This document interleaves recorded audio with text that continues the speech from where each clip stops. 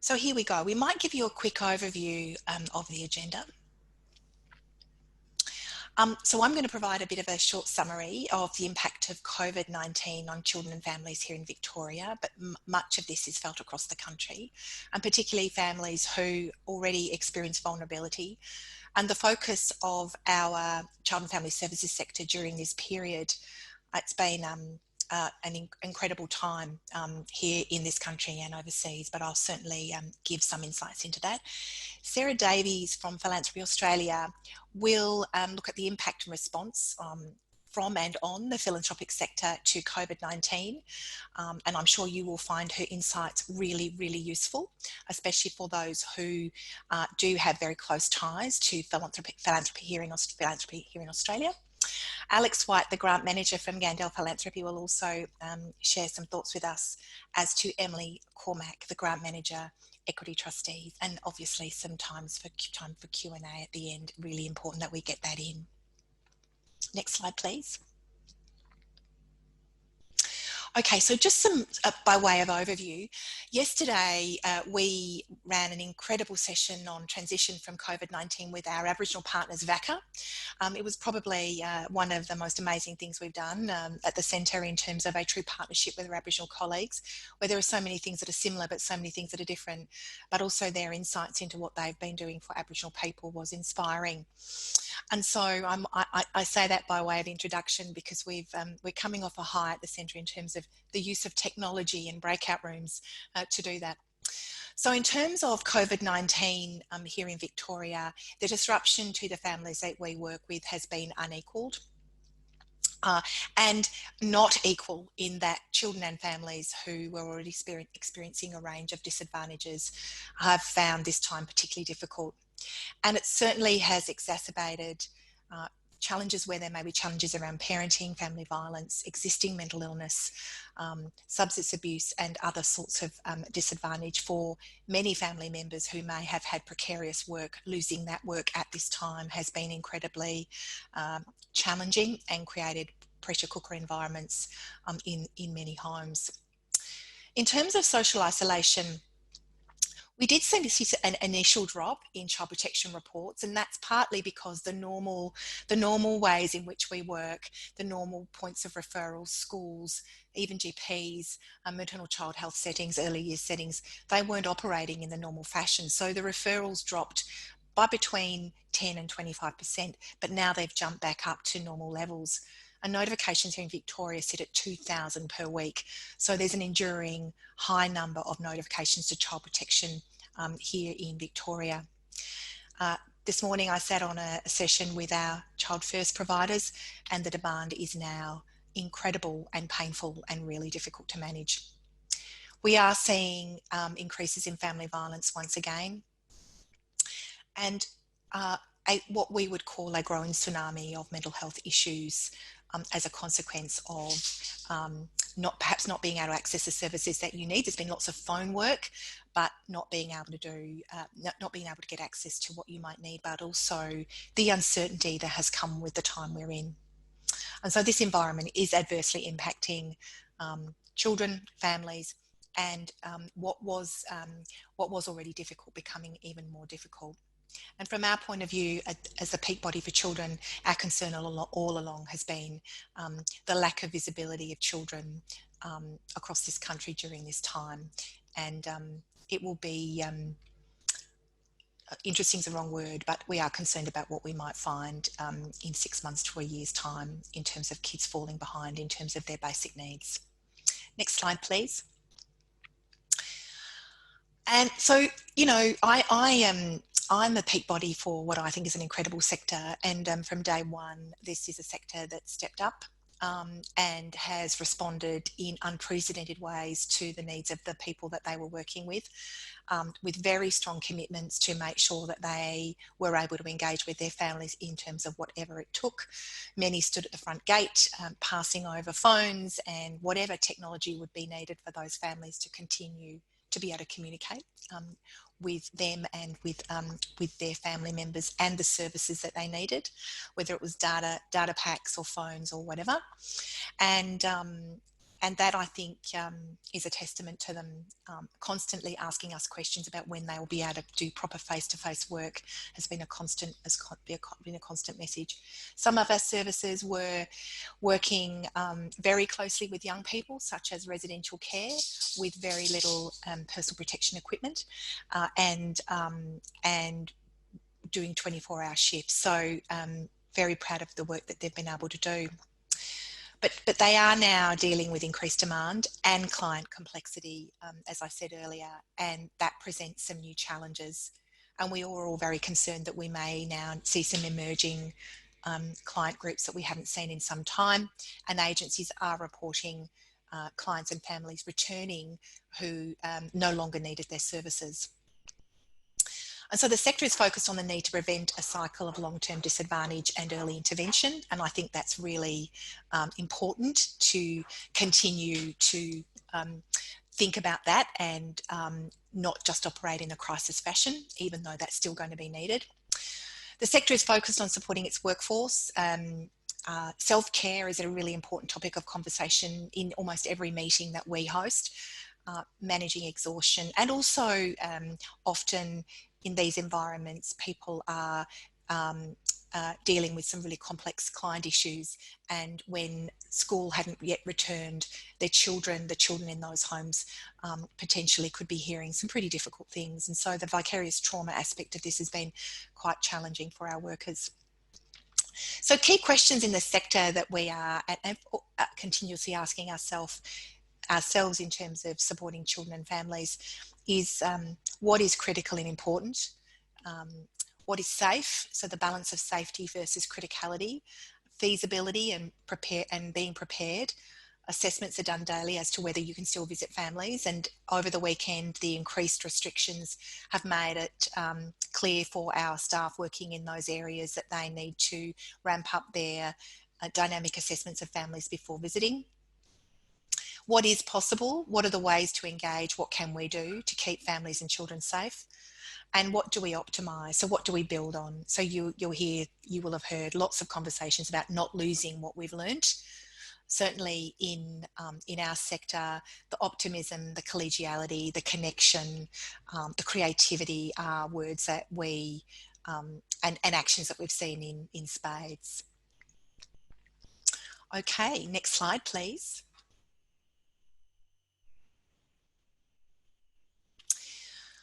So dramatic events like this that have I seen in my lifetime. I know that some of you will have parents who talk about the Spanish flu, and that's the only thing, or polio. They're the only things that certainly my parents can relate to in terms of what we're going through at the moment. And certainly the sector is asking what we have learnt from this particular crisis, because it is and has been one and continues to be one. And so the improvements and the learnings that we take forward are really, really critical. And in our forum yesterday, we asked the question of what has changed forever? And these dot points allude to that. What has changed forever and what will we never go back to?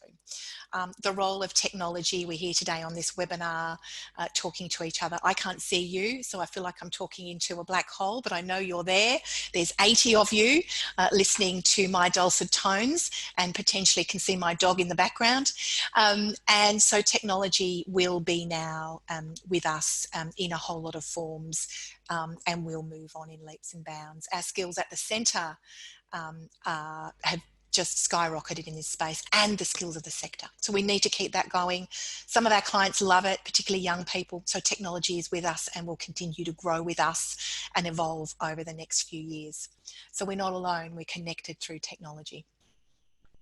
A reliance on each other. The sector more than ever, we need each other, and notwithstanding the competition and the gentle rivalry that exists amongst us all, I've never seen more connection and more considered let's work and support each other over these weeks. And as a peak body, we need to support that continued effort to work together and support each other through not just the difficult times, but through the better times to come, because there are better times to come. The new insights, as I said, we're all in this together. clients and workers share common experiences. And in fact, I've sat in forums where young people have asked the Minister, I hope, Minister, you're looking after your staff because we think they're really amazing. And it was fascinating because many of these kids are seeing workers work very, work in difficult circumstances and continuing to do a great job. So I think that says a lot. And also maintaining a focus on social determinants of health and well-being.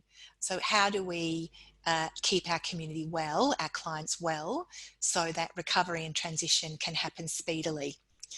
If we leave people behind, or we, by the very nature of this, create new client groups, it will take longer for us as a community to recover. And no doubt there's evidence around the world about if we look after our people and we keep them healthy, recovery is a whole lot easier. And in many ways, this sort of new normal, this new language, I mean, pivoting was one word, now the new normal has emerged. How the sector is embracing and adapting has been absolutely incredible. Yesterday, we had a whole lot of us that had, that weren't as confident around technology, and lots of people learned a lot of things yesterday in terms of our forum, that they could do it and it wasn't that hard. So here we go, next slide. Okay, so that's me, just a few points. Many of them you will have heard before, but perhaps not from me. Now we get moving on introducing our main speaker. I'm on a board with Sarah, the Kids Undercover board, and she is a remarkable woman. And I learn something every time I sit around the board table with her about her deep knowledge about a whole raft of things. So it is with great pleasure that we share her with you here today, those of you that are on this webinar. So Sarah's had a broad and wide-ranging career, from executive roles in tertiary education in Australia to private sector consulting in HR, marketing and strategy in Australia, Europe and the Middle East. But for the last 10 years, Sarah's focus has been exclusively for the purpose of the sector in philanthropy and social change. In October 2015, Sarah joined Philanthropy Australia, and she's the CEO, and she's joining us here today to share with us her insights. I mean, she's been doing some remarkable work on the national stage in relation to philanthropy, and we welcome her here today and know that you'll enjoy her presentation. So thank you, Sarah. Over to you. Thanks so much, Deb, and thank you all for having me. I'd like to acknowledge the Boonwurrung people as the traditional owners and custodians of the beautiful land and waters where I am today. Just a couple of points. We live on a railway line, and so trains go past and the house shakes. So I'm sorry for background noise, and if the picture goes wobbly, don't worry, we're safe. It's just the train line. And we had words with our 19-year-old son at the weekend about helping and participating, and the little bugger has chosen right now to do the vacuuming. So he will disappear in a minute. I'm really sorry about that, but I kind of feel after our family conversation, I can't kind of cut him off at the knees. Sorry. Next slide, please, Oliver. Thank you. So what I'm really delighted to do today is just feed back to you what our members, our grant-making members, have told us that they have done since March in response to the COVID-19 health pandemic and the subsequent economic and social challenges. So we did a really quick survey with our grant-making members, and we asked them, what have they actually done to change their practice, or what are they thinking of? We had 101 responses. You'll see the data, and the data is all publicly available. And when you get the slides, I just have put in a couple of links here. So on the 17th of March, right at the beginning of the national emergency, in partnership with about 50 of our major trusts and foundations, we released a public statement from Philanthropy, which sets out 11 principles of practice. And really, they're kind of just best practice operating principles where our members have committed to support the community during this period. And you can see the statement there, you can see the principles, and you can see who's signed up to it. The other thing we did is we released with the Australian Communities Foundation a national funding platform. So this is a very practical resource for people looking for funding, for philanthropic grant funding in response to COVID-19 issues. It's basically an online database. It's a dating, matching mechanism for people who are looking for immediate support in relation to COVID-19 responses, and funders who are looking to support the community in a very direct way. So if you've got a need, if you want to have a look, just click on that link and it's pretty self-explanatory. And then on our website, we've got a bucket of resources for funders and non-funders alike, and these slides are also on our website. So those are what the links are. Next slide, please, Oliver. So the first question, really straightforward, that we asked our funders was, have you actually changed or adapted your grant-making processes in response to COVID-19?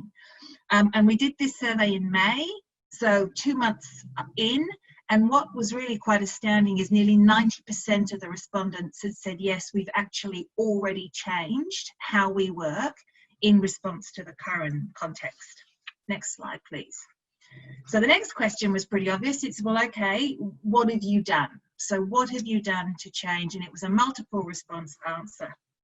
And that big green block, you can see that 72% of the respondents had said that they had increased their flexibility for their existing grant partners. So if a funder had a relationship with a partner, they perhaps had untied the money, or they'd changed the reporting requirements, or they'd extended deadlines and timelines, but basically opening up the sort of the business as usual operating rules to be more responsive. The second biggest response was the third block in, the yellow block. And this, I think, is particularly exciting because 48% of them had said that they had shifted their grants to unrestricted funding. And I think that is extraordinary.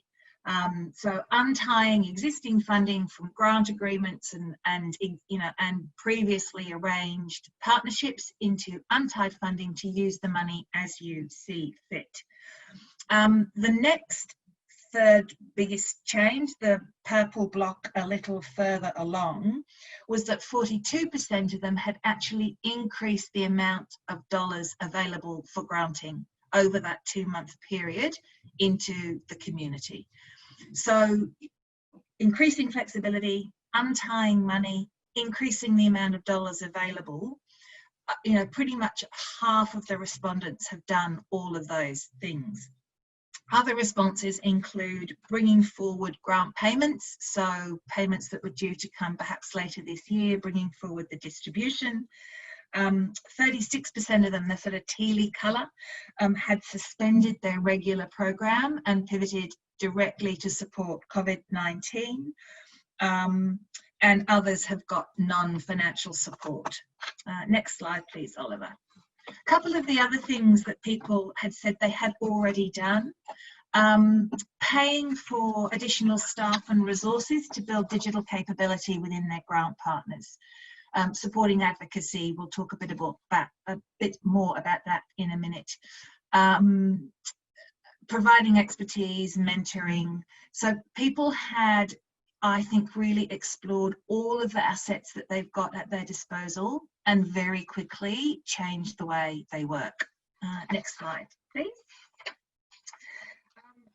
If they hadn't changed, we asked them whether they were thinking about it, and most of the people who said no, they hadn't changed yet, all said yes, we're thinking about it, and the pattern in terms of what they were thinking of doing was very similar to the ones who had already changed their practice. Next slide, please. So before we ran the survey, we had sort of heard anecdotally from our members that their core response was that they were going to double down on their existing grant partnerships and their existing relationships and basically open up as much support as possible to their existing grant recipients. And so that then begged the question of, well, if you're not an existing grant recipient, how can you kind of get in the mix? So this was a bit of a surprising result for us, because when we asked our funders whether they are offering grants to new grant partners, from the anecdotal kind of feedback we'd had, we were expecting them to say no, but actually what you can see here is that 60% of them said yes. 60% of them said that they were opening up their grant opportunities to new grant partners, as well as then doubling down on their existing ones. When we then interrogated that a bit more, we found that really the new grant partners were both outside of their regular program and focus area, so they were opening it up more broadly to COVID-19 responses, certainly outside their regular timing process. So many of our funder members who might have, say, 2 or 3 grant rounds a year have basically thrown that out of the window and been much more responsive in terms of getting grants out the door quicker. Some of them have specifically said that they're opening up their grants to non-DGR registered charities. Now, these are obviously trusts and foundations that don't require a DGR status to distribute, but particularly for local grassroots communities who are responding to local needs. A number of them are actively reaching out to nonprofits that they hear about and see through news reports or through colleagues are experiencing, you know, unanticipated demand. And in some instances, these grants are non-competitive. So one funder said, look, we're giving something to everybody who asks. I mean, it may not be as much as they need, but we're not knocking anybody back. And the main areas that they're supporting: immediate relief, food security, response and recovery generally, keeping up their bushfire commitments, because remember that from a granting perspective, this has sort of come immediately at the same time as a lot of the bushfire response grants were going out the door. And also a big pickup and increase in people who were responding collaboratively and or using that national funding platform that I talked about. Thanks, Oliver. Next slide. So that's kind of what people are doing and how they're responding. So the next set of questions then is around, well, okay, so how much? In that, again, back in March, we heard anecdotally that with the volatility in the share markets, that philanthropic trustees were concerned around the size of their corpus and also concerned around diminished investment returns, which is what gets used to fund their distribution. And also there was concern about the COVID-19 needs coming so quickly on the back of the bushfire when philanthropy responded incredibly generously to the bushfire response. Is there actually going to be any money left in the pot? So we asked them what they were planning to do for this financial year, which finishes this week or beginning of next week, in terms of their distribution amounts. And you can see here that 38% of them, this was in May, said that they were planning to further increase their distribution amounts between May and June. 7% said decrease, which is pretty negligible, and then 54% of them said that they would keep their amounts the same, despite the concern around the economic volatility. So I think that's a really positive commitment from philanthropy to support the current needs.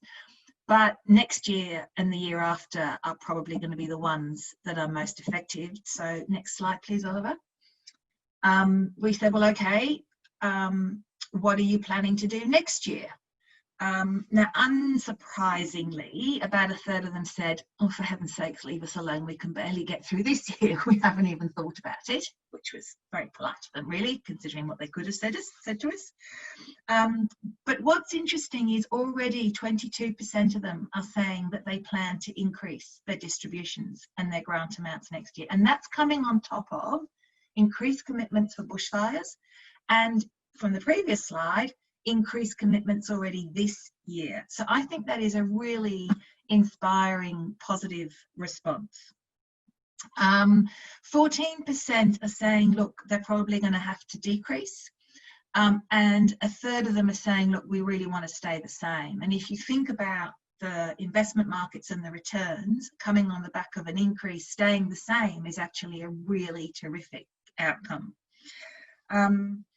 And of those who were saying that they are probably going to decrease, most of them actually had restrictions around a trust deed that didn't actually allow them to kind of over distribute. So their trustee will say you can only distribute X amount of income or Y% of income or whatever it happens to be, with very little trustee discretion about whether they can go beyond that. Next slide, please.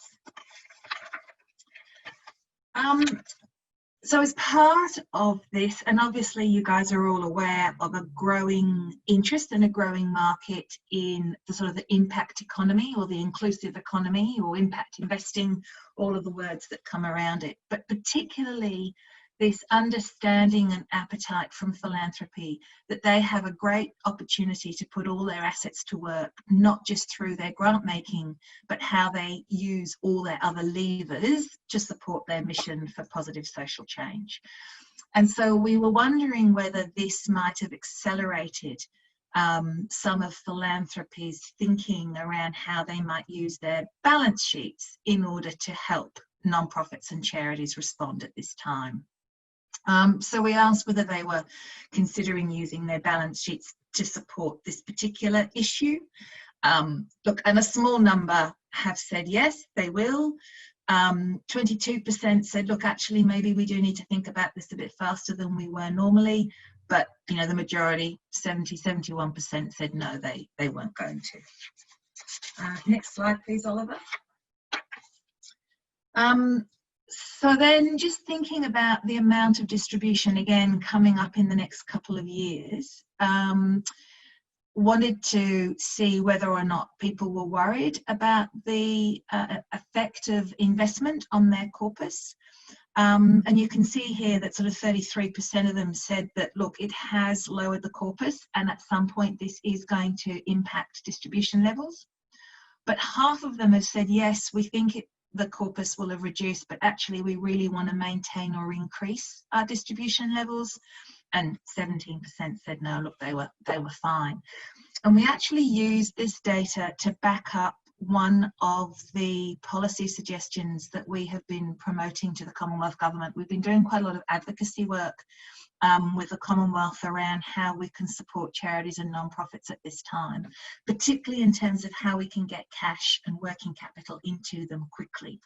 And one of the propositions we're working on is a special non-profit loan fund where philanthropy would go first loss capital and government would then come in as to pick up the remainder of the guarantee on the loan. So it will be unsecured for the non-profit.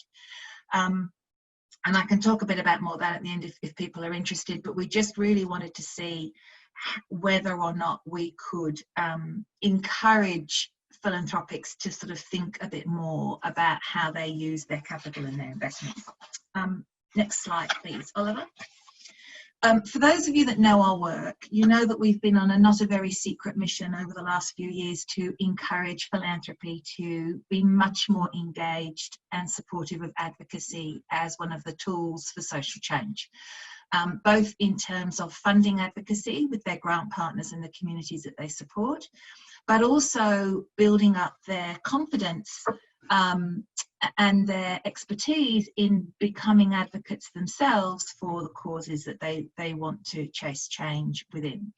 So we were keen to see whether or not this experience has encouraged our members to step up a bit more within the advocacy space and supporting the groups that they fund.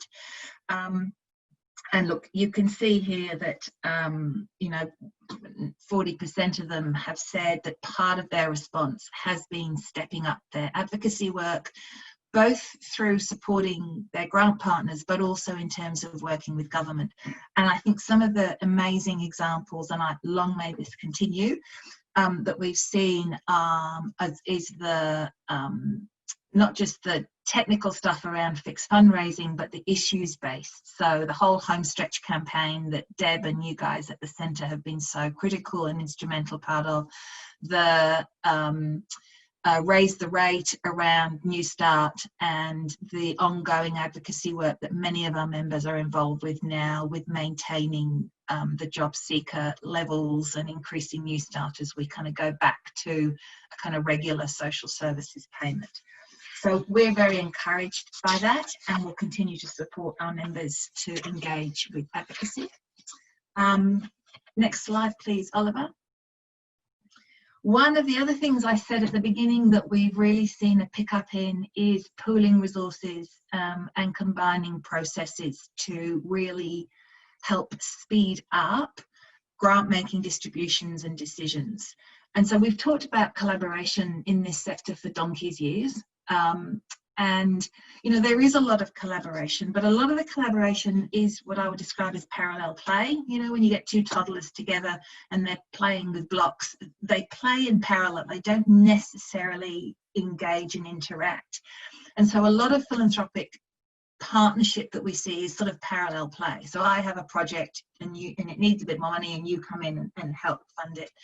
What this has really escalated is, I think, a really exciting and deeply informed shift to genuine combining of knowledge and identifying need and responses and operating together. And so in Canberra, from the Snow Foundation and Hands Across Canberra, in Perth, led by the Fremantle Community Foundation, in Sydney, led by the Be Kind campaign, which is a campaign of the Sydney Women's Fund, which is part of the Sydney Community Foundation, and in Melbourne, both led by the Lord Mayor's Charitable Foundation and the Australian Communities Foundation, we have seen some really terrific place-based collaboration from philanthropy. Next slide, please. So just general comments from our members around their practice.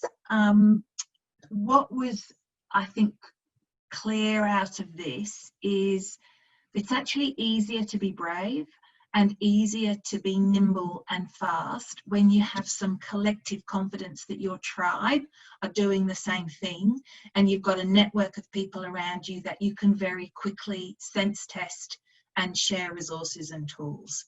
And so I think from the data, I hope you'll see that I think philanthropy in Australia has responded incredibly generously, but also in a really smart and strategic way to the COVID-19 crisis.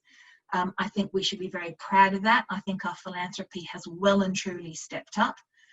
When we had the GFC back in 2006 to 2008, there was comment at the time that kind of philanthropy was nowhere to be seen. You know, we got whacked with our corpuses, we sort of retreated, we went quiet, we diminished, and the sector copped some flack for not being there. I think the complete opposite has happened this time. I think our philanthropics have more than stepped up. And you can just see from the data in terms of increasing fundraising, changing their practice, being responsive. I suppose my final comment before I close on these observations is that what is a bit bitter about it is that philanthropy is still such a tiny proportion of the whole social change dollar. So, you know, if you think of all the money that flows around charities for social change, philanthropy represents just over 1 cent in that dollar. So, you know, whilst the philanthropic sector's response, I think, has been exemplary and really inspirational, it is still only 1 cent in the social change mix. So we just need more philanthropy to behave like this, but we need more coming in. I think I might leave it there because I think Emily is going to speak next, and happy to answer questions later. And back to me. Thank you so much, Sarah. There's already questions on the Q&A, and we will definitely come back to those. Lots of interest in your comments. So now I'm going to introduce Alexandra White. She's the Grants Manager for Australian Programs at Gandel Philanthropy, one of Australia's largest philanthropic funds. Gandel Philanthropy's granting philosophy has a focus on addressing community-identified need, prevention, partnerships, impact, innovation and sustainability. Alex's background includes 10 years experience in philanthropic organisations, including the Foundation for Young Australians, the QVWC Trust, and 10 years experience as Senior Manager in the community sector. She's probably well known to many of you. She's certainly well known to us. We love working with her. Over to you, Alex, for your presentation. Thank you, Deb. I hope everyone can hear me. Just shoot something through on the chat if you're having any trouble. I'm Zooming to you from my home in South Melbourne, and I'd also like to acknowledge the traditional owners of this land and pay my respect to First Nations elders and leaders for their ongoing custodianship of country, culture and community. And I'd particularly note the very high levels of success that Indigenous leadership has had in terms of supporting their communities, in particular very remote Indigenous communities, to stay safe during the COVID crisis. I think that speaks volumes to self-determination, which sometimes we talk about as a bit of a theory. I think we've seen that in practice through this COVID-19 period. And also thank you to Sarah for setting the scene on the broader philanthropic community. And I also wanted to acknowledge the leadership and advocacy of Philanthropy Australia during the COVID-19 crisis, not just for philanthropic organisations inspiring us to be the best we can be, but also the advocacy role that you've played in terms of making sure that the charitable sector is viewed as unique in Australia and was therefore able to access JobKeeper at a slightly different way to other business organisations. I know from our conversations with grant partners that for many organisations that has been a lifeline, and we will watch and wait as that changes, but I just wanted to acknowledge that. And I think I touched on a key takeaway from Sarah's presentation is actually the diversity of the philanthropic sector. We are all different, and that makes it very complex for organisations to connect, engage, and work with us. But we're all trying really hard to be open and transparent. And I think the responses to the COVID crisis really highlight that we are all different. Yeah, so that's my big takeaway. I'm with Gandel Philanthropy. I'm the grant manager for their Australian programs.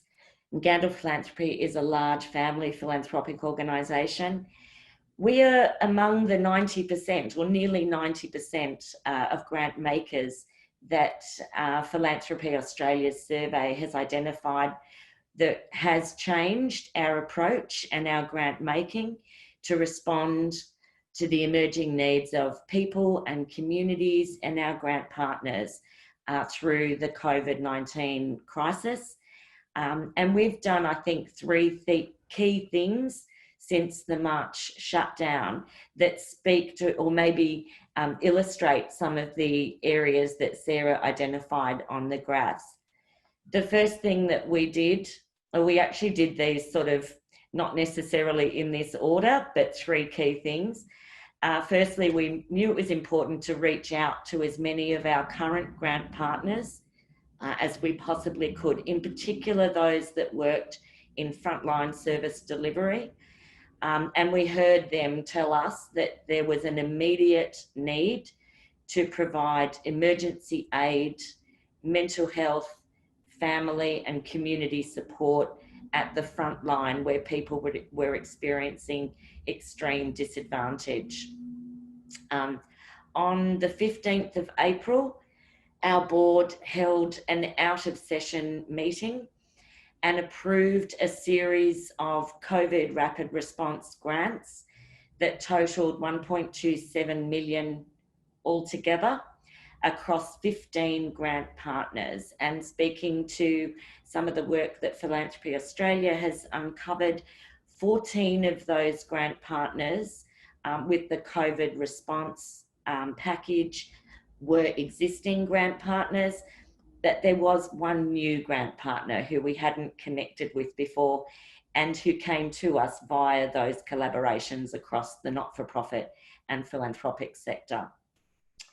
Some of the areas that we really tried to support, specifically support with the COVID rapid response work, were highly vulnerable groups, including asylum seeker and refugee communities, many of whom were unable to tap into the lifelines that government had put out through JobKeeper, JobSeeker, etc.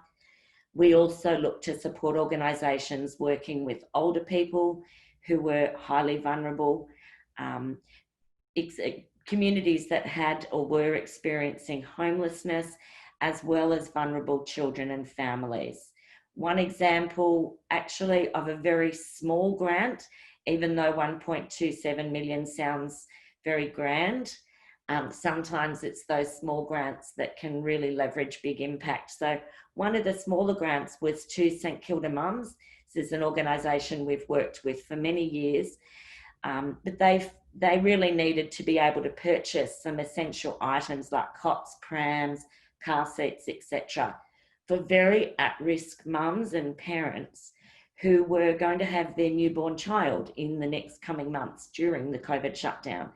So enabling that meant that they could actually support those new mums and their new babies to go home quickly and safely from hospital, making sure that they had all the equipment that enabled them to do that. We co-funded that with Cooper's investors, and then both our organisations, Gandel Philanthropy and Cooper's, also contributed our new grant to enable St Kilda Mums to use that as matched funding in their recent June annual fundraising campaign. We know that fundraising has been a critical issue during this crisis as well. They managed to raise over $300,000 from donors, half of whom were new donors to the organisation. And with their very large suite of matched funder partners, they were able to quadruple that and have leveraged over $1 million. So just be positive and optimistic. From those small things, big things can happen. The second thing that we were very keen to do in response to COVID is reach out to all of our grant partners, and we also made this public on our website, to let everybody know that all our approved grants, including future year commitments, were secure and would be honoured. That was really important for not-for-profit organisations, particularly as 30 June was looming, and people were also needing to know whether their multi-year future grant payments were going to be secure, so that they could plan right now in terms of their continuity of staffing, etc. So that was a great thing that we were able to do.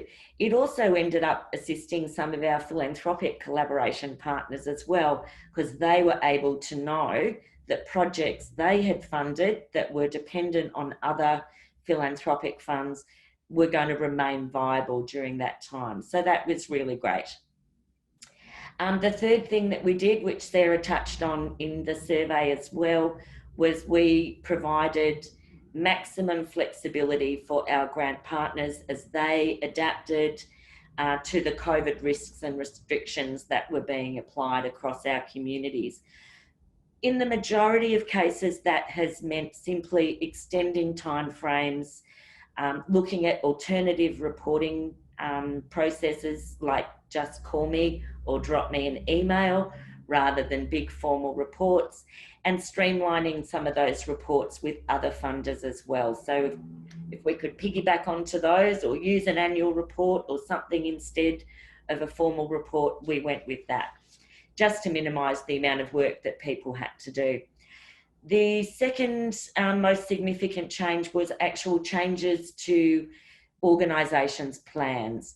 Not totally a pivot to untied funding, but for most organisations, changes meant trying to pivot to online delivery And that was really successfully achieved, I think, with Playgroup Victoria, where we've been supporting the All Come Out to Play Respectful Relationships rollout. And they were able to move some of their sessions online. And the State Library of Victoria, Pauline Gandel Children's Quarter, which had only recently opened to the public, was unable to be used in the physical sense, but they were able to move some of their story time and other preschool and children and primary school children's programs online. Two things came about out of some of that online pivoting that organisations have really innovatively been able to do. One is that it's actually been a positive in terms of hugely expanded reach for some programs and organisations. But the flip of that, and something that I think we need to keep in mind for future planning, is it really highlighted the digital divide that impacts most for communities that already have some level of disadvantage. In some cases, not very many, but in some cases, whole programs or pieces of work had to be suspended. For example, and that's just absolutely being practical. So VAADA's Return to Country program, which provides trips to home country for Indigenous kids in out-of-home care, had to be paused in response to both social and travel restrictions, but also the heightened risk for First Nations communities. And we can pick that up at some time in the future. That one was almost finished anyway. So so that's kind of what we did as an immediate response to COVID. The other thing that we have identified is the future is just really uncertain. The full social health, educational and economic impacts of COVID are really unclear. In Victoria here, for example, we've seen a little bit of a 2 steps forward, 1 step back, with some social restrictions being reintroduced after a little bit of a flare-up in community transitions. So we know that this is a really long road to recovery and that there's a lot of work ahead of us. But we have learned some gems from our work with our fantastic not-for-profit grant partners and the sector. Unfortunately, we know that already marginalised and vulnerable children and families have been disproportionately affected, and that will continue to be the case probably throughout a very extended recovery. We know that many children have disengaged from school during the at-home learning period, and some senior representatives of some principals associations have recently suggested in a forum that up to 30% of children across New South Wales and Victoria were unable to access online learning during the COVID shutdown. And there's some real catch-up work that needs to be done with those communities and those families and those kids to make sure that they don't miss out. We know that youth unemployment, which has been in decline already since the GFC, is likely to absolutely be critically hit as a result of COVID and to be impacted for many years into the future. We also know that many children and families have experienced and reported really high levels of stress and anxiety, and that this is likely to continue as economic supports are removed.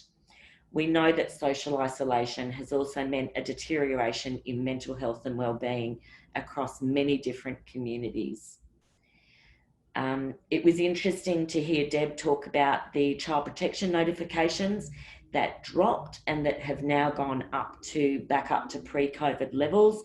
I think that's an area that as a community we want to be tracking and monitoring and be aware of. And we know, of course, that many, many women and children have been unable to either seek help or leave abusive situations and relationships during this period, and that is likely to be a significant social impact from COVID well into the future. As I said, we just know that this recovery is going to be a very long process. We are very committed to working with our philanthropic partners. Sarah mentioned some of the philanthropic networks that exist. We are a part of the out-of-home care funders network, the Family Violence Philanthropy Collaboration Network, the Education Funders Group, and the Early Childhood Impact Alliance. So that's just some of the networks that we work within just in the children and family space. In addition to that, we work with the COVID-19 peer network with Philanthropy Australia and with many organisations within the Jewish community. Those networks and the work we do with our grant partners enable us to stay up to date with where government funding is and might not be in the future. It enables us to identify emerging and unmet needs, to share knowledge, and to collaborate for greater impact with leveraging that funding dollar so that we can be as clever as possible in supporting the community to recover. I just can't emphasise enough how important it is for us to hear from the not-for-profit sector. You guys are on the front line, you know what's happening, and we're as open as we possibly can be to hearing from you. Please, I encourage you, talk to the peaks in your sector, like the Centre for Excellence, talk to Philanthropy Australia if there's a broader issue around the not-for-profit sector, talk to your existing funders and talk to us and keep us informed of what is happening on the ground so that we can make sure that we're ready to resource what needs to be done. That's it from me. Until Q&A. Thank you, Alex. Thank you so much. We might just, that's lovely. Thank you, Oliver. Now we might run a little bit over time if you want to get the Q&A in, but I think that it's such a fantastic session. I'm sure those of you that are on won't mind. We've got at least 90 of you with us. So I now have, as I have with my last two colleagues, the honour of introducing Emily Cormack. She's the Child and Young Persons Grant Manager Equity Trustee. Emily has extensive experience working to overcome social disadvantage in international development projects and in youth services. And both Alex and Emily, their organisations were instrumental in the Homestretch campaign. So over to you, Emily, for a few words. Welcome. Thank you. Thanks very much, Deb. And I am joining today from the land of the Wurundjeri people, and I too want to acknowledge the traditional custodians and pay my respect to elders past, present and emerging. And I'm particularly conscious of the high number of Aboriginal children in out-of-home care and child protection that many of you are working with daily, and know that the children that you're assisting are our future leaders. So the work that we do now will positively affect their future. I too want to thank Sarah and Deb for your advocacy, optimism and bravery, and for Alex and the work of Gandel. It's been amazing to hear of your COVID grants and your approach. And now I know that I have the spot just before lunch. Hope that you're all eating your lunch at the desk, but I will try and make this as quick as possible, but make sure cover everything. I want to give you a very quick overview of Equity Trustees. So we are a trustee company that is 130 years old. And within our charitable trusts and philanthropy team, we manage over 650 charitable trusts across Australia. As the Children and Young People Grant Manager, I'm responsible for the trusts focused on children and young people that we are the sole trustee for.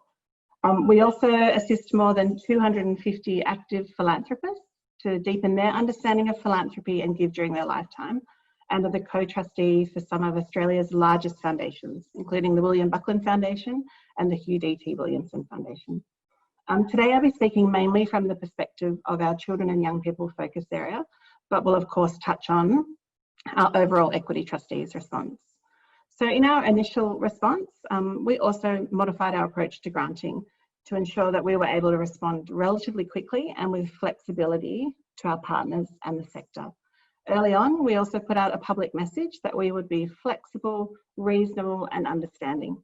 And if organisations needed to divert project-based funding to more critical areas of operations to ensure that their work and your organisation could continue to meet demand, that we would understand that. We understood that everyone's needs would change, but especially those on the front line. So we could absolutely change reporting deadlines, change reports, bring forward payments. And we would also work collaboratively with other funders, so sharing with our networks about the impact on the for-purpose sector. And we would also make sure that we were learning from other funders, both domestically and internationally. We also ensured that our current grant commitments would be met, including multi-year commitments. And I did have a number of concerning calls in the early days to check whether we would meet these commitments, as some had had some funding rescinded. We were also paying very close attention to what the government was announcing and the impact that it would have on the sector, and at the same time hearing what you're facing and the communities that you're working with. And Alex and Deb and Sarah have all touched on these impacts. We did change a number of grants. So for example, Children and Youth Disability Australia, we're having a national summit in June. Obviously that couldn't go ahead because of the restrictions. That was easy to change. Another organisation working with homeless young people moved funding from a regional pilot that they were starting to more immediate needs in Melbourne to support homeless young people. Another organisation redirected funding to a program that couldn't go ahead because of a shift in organisational priorities. Other funding was moved purely towards staff, costs and technology. We also had additional trustee meetings to discuss and approve additional grants. We were reaching out to many partner organisations to understand the impact of COVID on them. And we were and continue to approve grants that aren't a direct COVID response, but we have always used the lens of the impact of COVID on the organisation and the grant. We did make some emergency grants to COVID, including an initiative, Reset Collective, which was to provide support to the sector. We were hearing worrying details of obvious drops in fundraising revenue from cancelled events, reduced fee for service income, reduced appeals, and along with increased demand.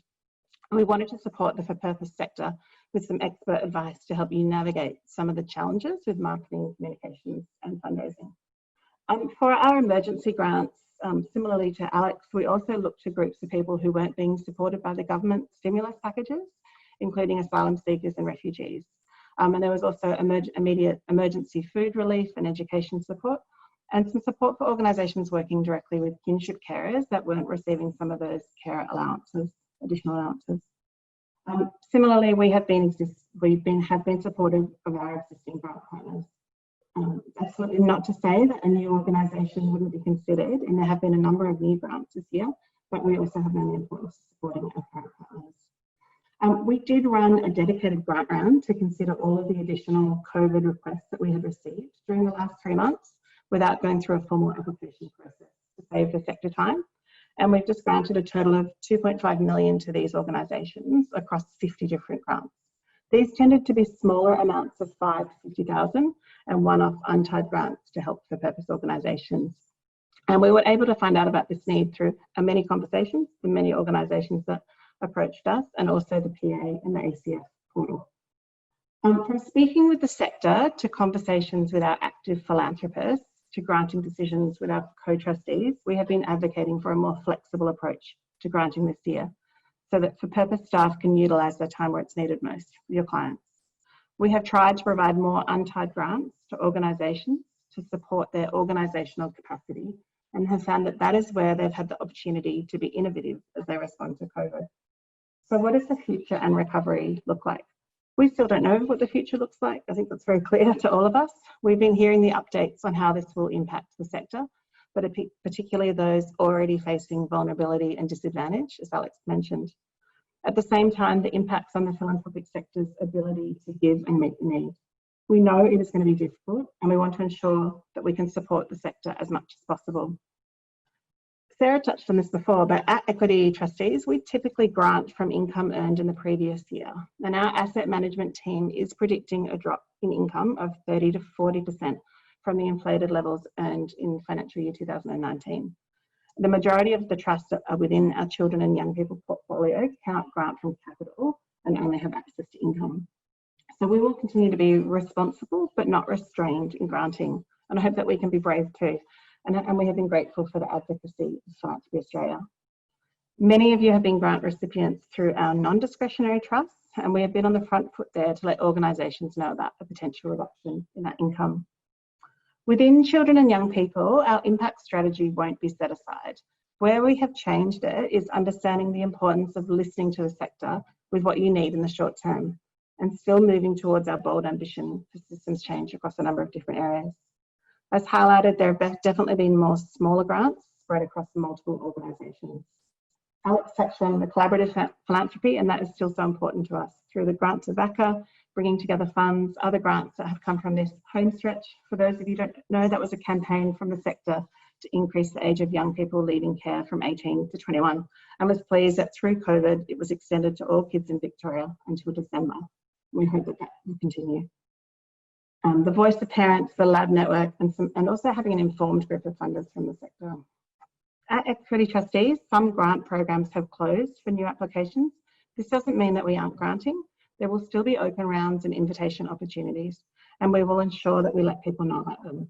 We've also been working to streamline our forms so that we only receive the information that we need and to save organisations administrative time. We still want to speak with the sector, absolutely, as Alex said, so please visit our website, our contact details are there. We will also have a newsletter for organisations updating details of grants and open rounds that are coming. You are the ones who are on the front line, and I can only imagine how difficult it has been for you. We will also hold our grant seeker workshop again later this year to give organisations understanding of how Equity Trustees granting works. We have worked quite hard to be approachable, and we do want to hear from you. And I've appreciated the updates from many of you on this webinar and also from PA in the centre. Now, we know that even all the money from philanthropy being into the sector cannot solve some of the needs that we have at the moment. In fact, as Sarah just talked about, 1 cent in the dollar. But we are here to support the sector, to take risks, to be flexible, to help plug gaps, especially where there is a pathway out, to work with the sector to advocate for change from the government. Thank you. I'll leave it there because I think it's time.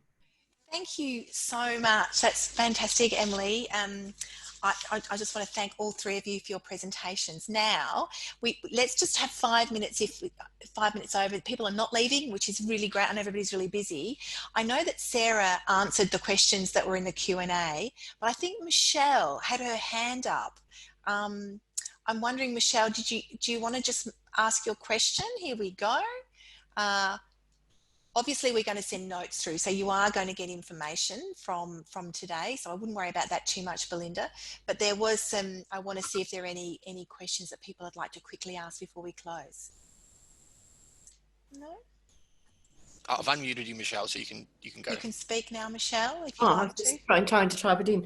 Yeah, the 30 to 40% drop in income that's expected by the Equity Trustees group is fairly terrifying to hear. That's the expected percentage drop in income of the investments. Is that what is experiencing across what Alexandra was talking about? Is it the same 30 to 40% expected drop in income? That's a great question, Michelle, but I think you'll find that most organisations' investments are dropping by that amount as well. So I think that sort of investment drop, we're seeing it across the board. Does Sarah or Alex want to make a comment in regard to the drop in investment income? Alex, you go first. I was just going to say, yes, there will be. Fingers crossed that it won't be that significant. We won't know basically until the 1st of July.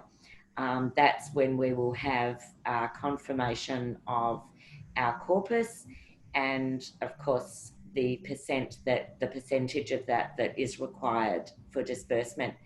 But I think it's also important to highlight that a lot of philanthropic organisations are looking to increase their philanthropic giving as a result of COVID-19. So that might create a balancing in some instance for some funds that might drop down in their giving. Yeah. Thank you, Alex. Sarah, did you want to make a comment more broadly? Yeah, look, just a quick comment. So for some trusts and foundations, as you know, Emily has said, they can only distribute income or a percentage of income. For ancillary funds, private and public, their distribution is calculated on the total asset value and it's a 4 or 5%. But there are lots of discussions happening within philanthropy about granting corpus. So, okay, if your income is down, tapping into your capital. And I don't know if you guys saw, but last week or the week before, the Ford Foundation in the US came out with a really fascinating strategy which was them saying, yes, we've had a big reduction in our income. Yes, we've had a hit to our corpus, but actually debt is really cheap. So the Ford Foundation are going to borrow money in order to give it away, because it is longer term, more cost effective for them to do that than liquidate their assets. Now, I think that is fascinating. I have never heard of that before. And we have got a seminar with a number of our funder members coming up on investing during these turbulent times, and we will certainly be exploring those sorts of ideas. So I'm not saying anyone in Australia is going to do that, but as a strategy, you've got to say that's pretty creative. That's fantastic, Sarah. I mean, and just your insights into that, the unusual ways that organisations are approaching this is just fascinating, and really the new normal. So Martin Merley asked, hi Sarah, do you think the changing focus, the greater commitment to untimed funding by philanthropists throughout the crisis will sustain? And you say, you really, really hope so. So I mean, another example of hopefully some new ways of doing things going forward. I think just on that, and this is purely my opinion, and I'd be really interested to see what Alex and Emily think. But we have been talking for a number of years about what best practice philanthropy looks like, you know, and we've talked about the whole power dynamic, the criticality of having community at the heart of all your decision making, of sharing the decision making with community, of longer commitments, so you know, not churn your grants too quickly. So all of those characteristics of what we now consider to be best practice philanthropy are actually what we have seen philanthropy do now in response to this.